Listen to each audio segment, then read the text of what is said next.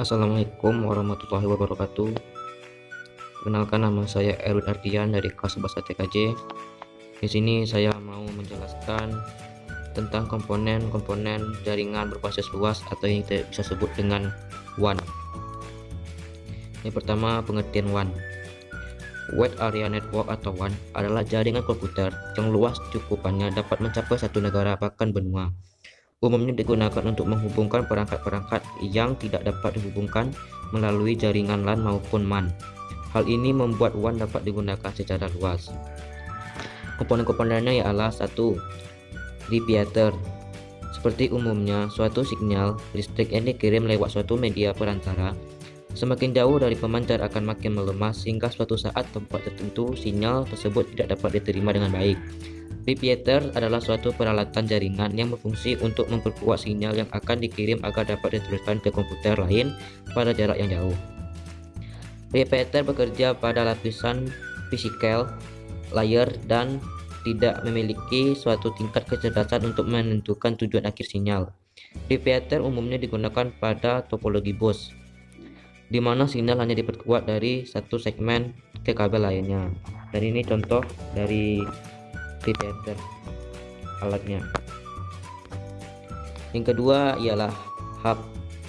Seperti juga repeater, hub hanya berfungsi untuk memperkuat sinyal dan tidak memiliki kecerdasan untuk menentukan tujuan akhir informasi yang dikirim. Perbedaannya dengan repeater, hub memiliki sejumlah port sehingga disebut juga multiport repeater. Pada hub, sinyal yang diterima pada suatu port akan diteruskan ke semua port yang dimilikinya.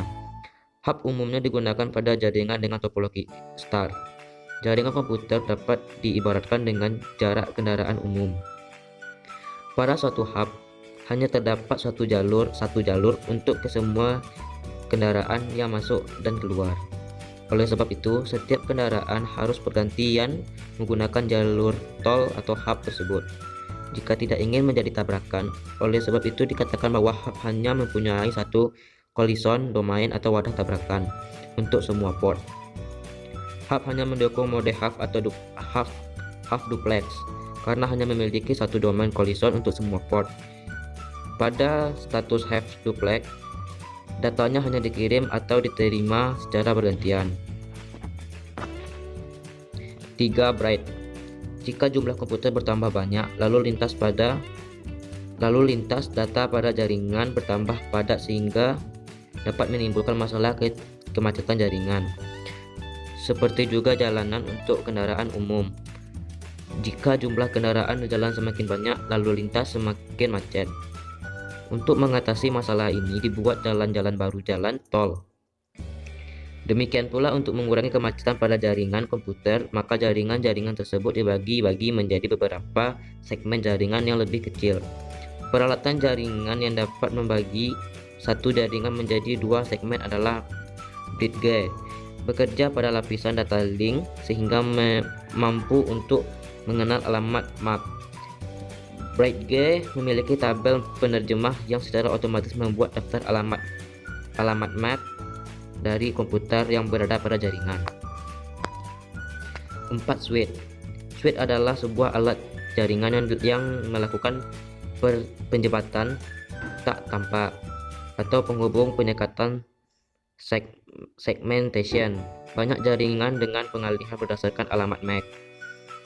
Switch jaringan dapat digunakan sebagai penghubung komputer atau penghalang pada suatu area yang terbatas. Pengalih juga bekerja pada lapisan taut data atau data link. Cara kerja pengalih hampir sama seperti jembatan bridge, tetapi switch memiliki sejumlah porta sehingga sering dinamakan jembatan pancaporta atau multiport bridge. 5. Router. Router memiliki tingkat kecerdasan tinggi dan mampu meneruskan data ke alamat-alamat tujuan yang berada pada jaringan yang berbeda. Router bekerja pada lapisan network atau lapisan ketiga model OSI dan meneruskan paket data berdasarkan alamat logika seperti IP address. Router biasanya banyak digunakan untuk hubungan jaringan WAN. 6. Switch. Suite ATM menyediakan transfer data berkecepatan tinggi antara LAN dan WAN. ATM merupakan sebuah protokol standar internasional untuk jaringan cell relay, di mana berbagai macam servis seperti suara, video, dan data digandeng bersamaan dengan menggunakan sel-sel yang berukuran tetap. Protokol ATM banyak digunakan untuk memaksimalkan pengguna media WAN berkecepatan sangat tinggi seperti Nose Optical Network atau SONET. 7. Modem. Modem adalah perangkat keras hardware pada komputer yang digunakan untuk merubah sinyal digital menjadi sinyal analog dan sebaliknya. 8. CSU atau DSU, atau bisa disebut dengan Channel Service Unit atau Data Service Unit, adalah antarmuka digital alat yang digunakan untuk menghubungkan data terminal equipment, perangkat atau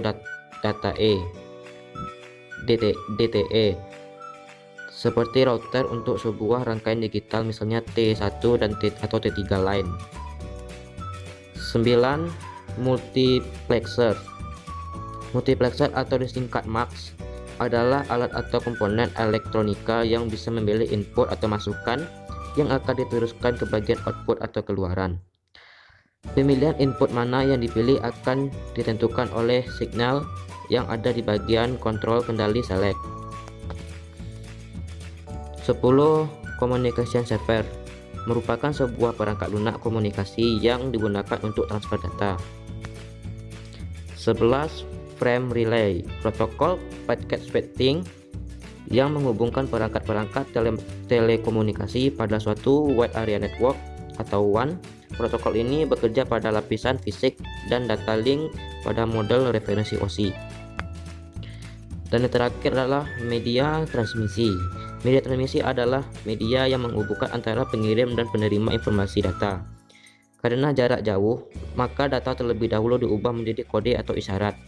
Dan isyarat inilah yang dimanipulasi dengan berbagai macam cara untuk diubah kembali menjadi data. Sekian yang dapat saya sampaikan dari komponen-komponen jaringan berbasis luas.